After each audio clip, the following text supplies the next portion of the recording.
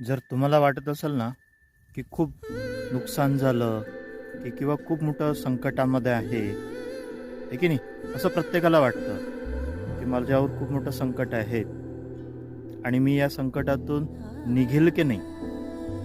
तर असा चुकीचा बिलकुल विचार करू नका. कारण काय माहिती आहे का, एखादी मोठी इमारत जर बांधायची असली ना तर त्याचं खूप खोल गड्डा करून कॉलम वरती करावं लागतं आहे की नाही.